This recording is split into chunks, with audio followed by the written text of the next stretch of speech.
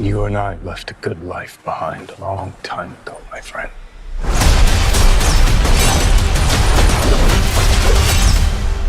I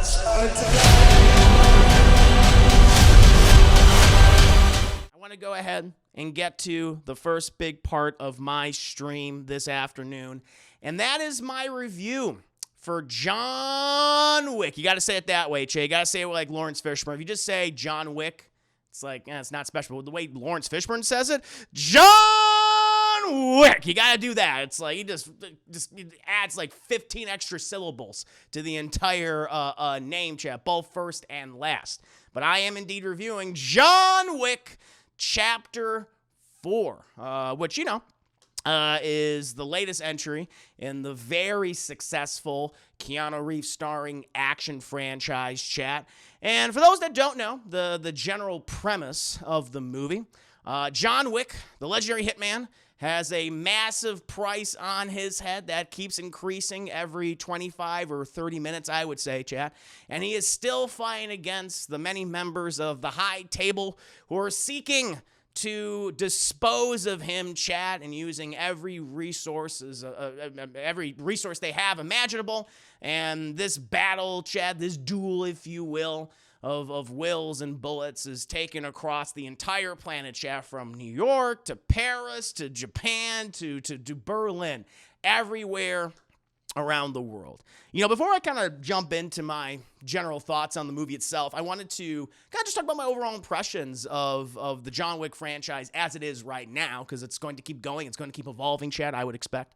But yeah, I think for a lot of people, like, the first John Wick was such a surprise. Even when it was released in 2014, even before it was released, like, the market was like, oh, it looks like a cool action thriller. Keanu Reeves, he was kind of coming out of a slump. He hadn't had like a number of like big hits in a while. Chad, certainly nothing as big as like the Matrix movies, right? Like the rest of the 2000s and early 2010s, I would say, were kind of rough for him. But, the movie came out and I think proved a lot of people wrong and surprised a lot of people. It was not only just a really good just action thriller, but one that just focused on crafting some of the best action choreography and gunfights imaginable, Chad. At least something that just felt so fresh and new, certainly for Western audiences. While also kind of introducing us to this kind of cool world of the Continental and this world of assassins. And it was fun, and it was also probably one of Keanu Reeves' best roles in quite some time. I mean, even that movie, he's not exactly the best actor in it, but he was solid. He was entertaining, chat. And then, of course, we got John Wick Chapter 2, which just escalated, got even a bigger budget. We were going to a new location, introducing more characters. The fights got bigger. I was like, oh, yeah, nice. So, pretty much I'm always kind of going back and forth with trying to like more John Wick 1 or John Wick Chapter 2. And I think they're both great, And then we got the John Wick 3, which that was the one where, listen, the choreography and the production design, I think, is very good in that movie. But I feel like all the world building, all the characterization, such as it is, definitely took a step back. It just felt like we were spinning our wheels. It didn't feel like they were doing anything like too special in that movie outside of, some cool action sequences. So I was like, I was kind of getting bored with it. It's the one that, I don't really feel the need to see again. Whereas the first two, I'm like, oh yeah, I'm happy to watch those like anytime because they're just so entertaining. So even like going into this movie, I was like, all right, we'll see. The trailers and the marketing I thought were really cool and really fun. I mean, the way they could put those all together, just, editing, it's like, boom, it's natural. You could take any scene from this movie and put it in there and make it look cool, right? And so I was looking forward to it. My expectations were definitely a little lower, going into this, especially after 3, and especially because Keanu Reeves seemed to have been getting worse as an actor throughout this franchise. But, I was still looking forward to this movie, at the end of the day. And I need to say, I think this is a nice improvement over the previous film. And it excels, again, which not unexpected, but it excels when it comes to the action choreography, the production design, the world building, which they do bring a lot more of that back here. As humorous and nonsensical as it is sometimes, I mean, literally, it's like pretty much everyone in this world is an assassin. Like, for being like a secret organization, everyone seems to be aware of it and is a part of it in some capacity. So I don't know exactly. I think it's like an open secret. But that does return right? We see it from different perspectives and different cultures and societies and within different cities. Yeah, like I said, everything from New York to Japan to Berlin to Paris. You know, that's pretty cool. And they have an expanded supporting cast of characters, Chad, many of which are very entertaining and very good. And a lot of the actors they bring in, they give really good performances, you know. We often go from set piece to set piece and action scene to action scene. I think many of them work pretty well, rather well, and just show just the overall scale of this franchise at this point, like just how much it's grown.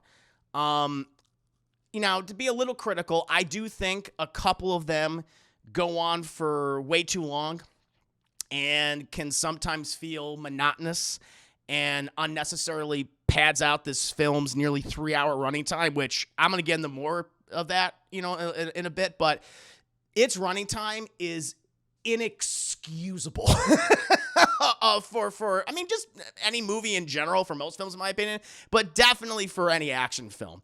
Of course there's always exceptions, Chad, but like this one, I'm like, this does not need to be nearly 3 hours long, 2 hours and 50 minutes. I'm like, come on. You can edit. It's funny because a lot of the editing is quite good in here, except when it comes to the length of the actual film itself. It's not quite good. It's not very good.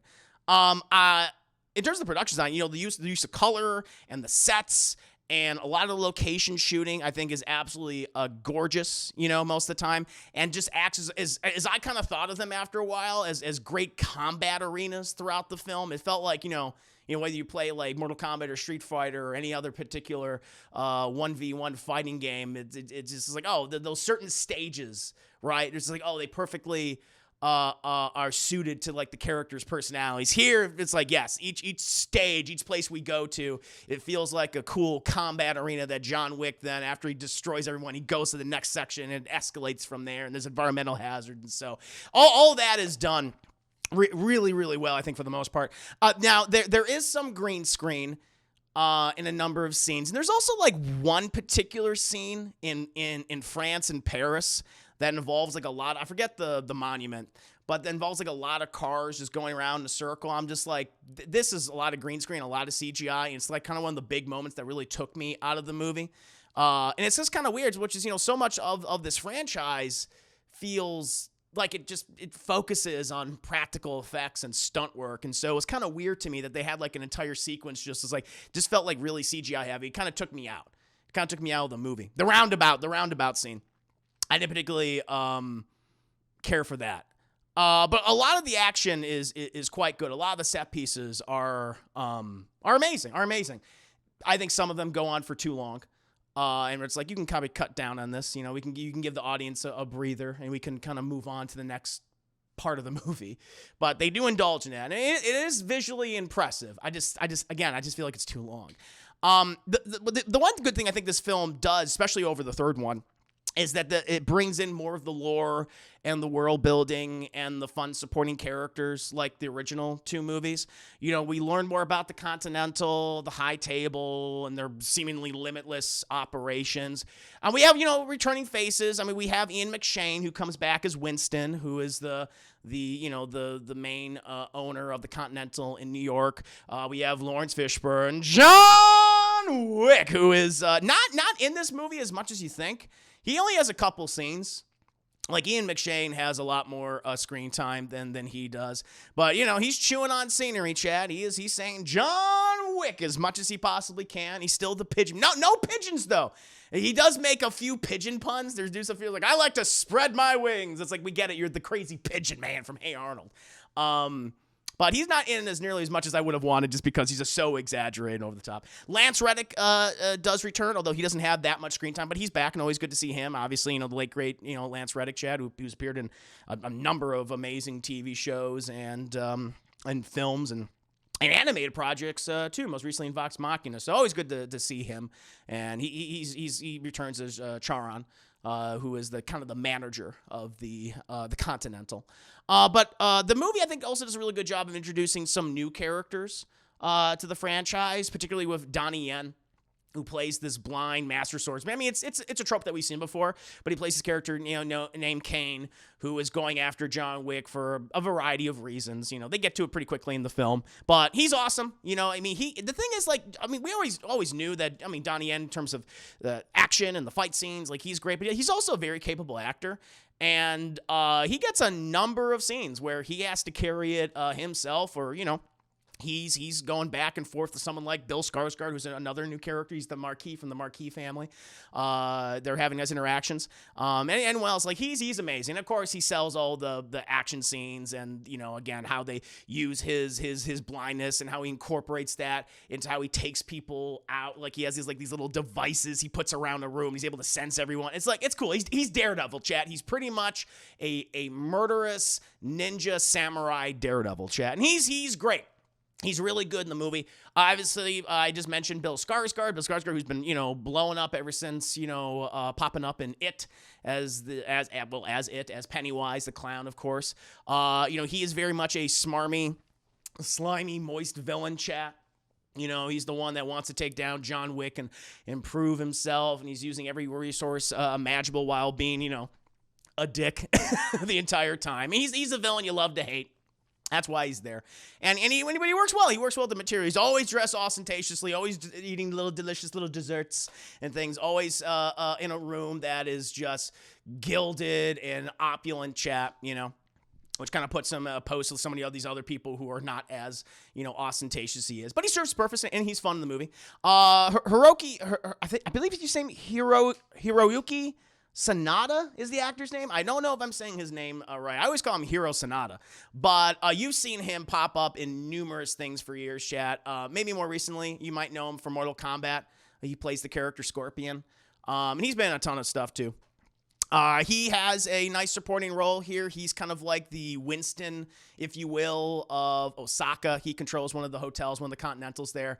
Really liked him. He has a daughter, too. They have a really cool kind of relationship and nice back and forth. You feel the chemistry between them. And another one, which I don't feel like a lot of people are talking about right now, you have Shamir Anderson, who plays the character Mr. Nobody, or I guess the Stranger. Or the Tracker. I think they call him you're the Tracker. He's just this. He looks like a hobo. And he has a dog.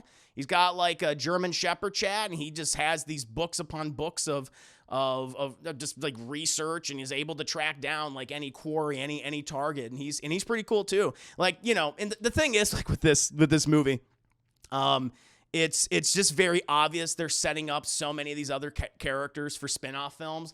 There's no doubt that I'm sure Donnie Yen's going to get a movie. There's things that happen throughout this film that sets up basically his own movie, and something which involves him and another character after he does something kind of bad. It's that's going to come back and bite you in the ass. So that'll be for the inevitable spin-off sequel for the John Wick franchise.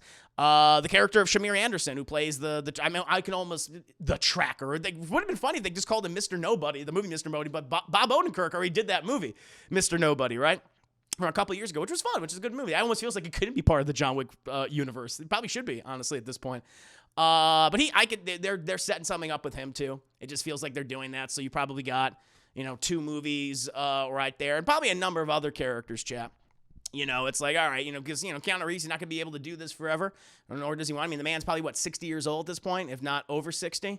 So it's hey, I still want to make my money, and this is, probably the biggest property I've been in that I have a lot of creative control over, in quite some time. So yeah, let's set up all these other people and characters and get them their own movies and franchises, and they can set up spin-offs, and I think it's gonna be one of those, chat. It's gonna be one of those big spin-off franchises now, kind of maybe similar to Fast and Furious, I suppose. Now the other thing, again, kind of, I hate to be too negative, and I hate to keep coming back to this point like a lot of people have, but it needs to be said, Chad. Other than the film's egregious running time, which, again, this movie is too long. It does not need to be 3 hours long. Give me a break. Which I think works against the film just on a number of occasions. The weakest part of the film is the character of John Wick himself. While Keanu is enormously talented, when it comes to the action choreography and the running and the gunning. No doubt about that. He's incredibly competent, and he looks good doing it. Like, you never question how old he is. He looks amazing when he's doing it.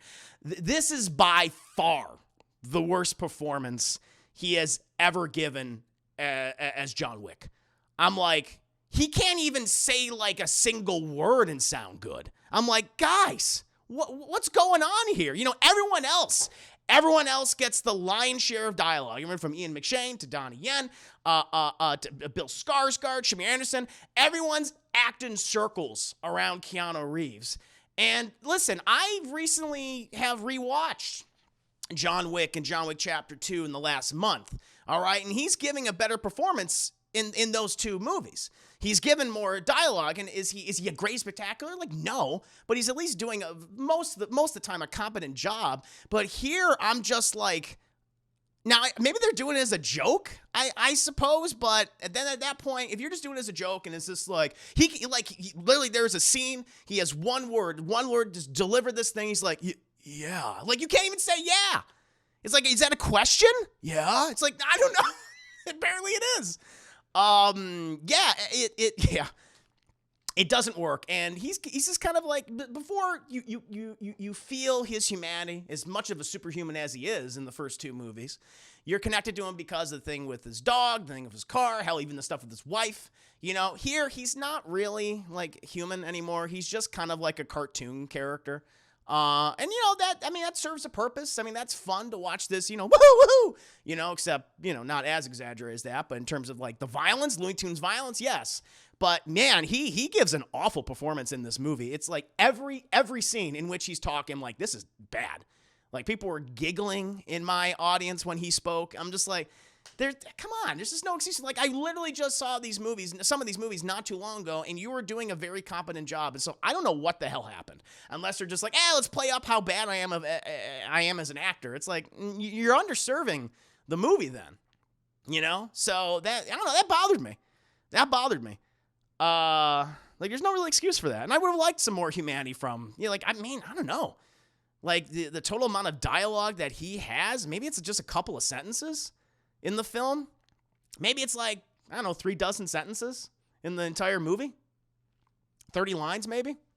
Outside of that, not much there. And like I said, this movie is, you can see it. You could see it. And it's very obvious. Like, they're doing franchise building. They're setting up other people. It doesn't feel like they're stopping the movie.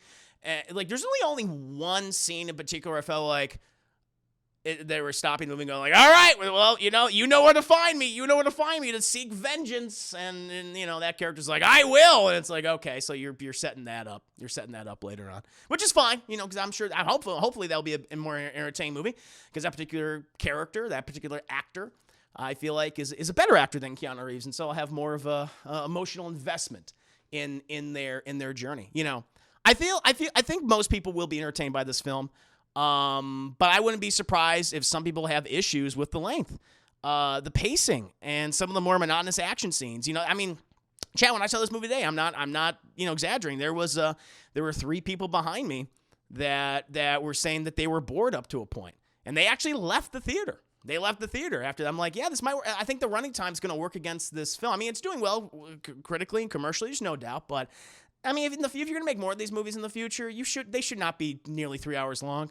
Like, 2 hours. 2 hours, okay? I think at most for an action film. Like, the sweet spot's probably like an hour 30, nice 90 minutes, or an hour 45. 2 hours, like, at most. But there's 50 minutes of this movie you can cut, and I'd be fine with it, and I don't think most people would miss it. This is definitely a stronger entry compared to the last one, but it's still, I don't think it reaches the same heights as the original 2, where Keanu Reeves was giving a much better performance. But it's a fun action movie. It's definitely a fun action movie, and a beautiful looking one at that. But for me, like, if I were to give this a rating on the Double Toasted scale, it's a matinee. It's a solid matinee film, chat. Better than the third one, but doesn't reach the same heights, doesn't have the same originality as the first 2, which are 2 movies that I would revisit in a heartbeat and would have no issue with it, because they're very easy watches.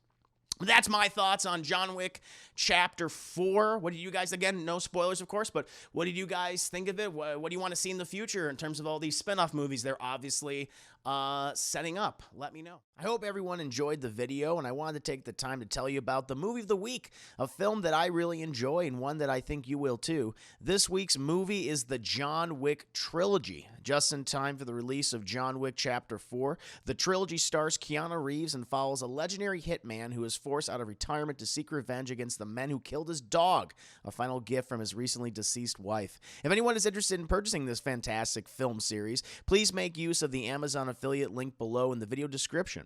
Your purchase of the film not only earns me a helpful commission, but any purchase you may make after clicking the link itself for 24 hours would help earn me additional commissions as well. Doesn't matter if it's a Blu-ray, a video game, a pair of socks, or a washing machine. Everything within 24 hours of that click can really help the channel. So go ahead and check out the film, enjoy browsing, and enjoy shopping.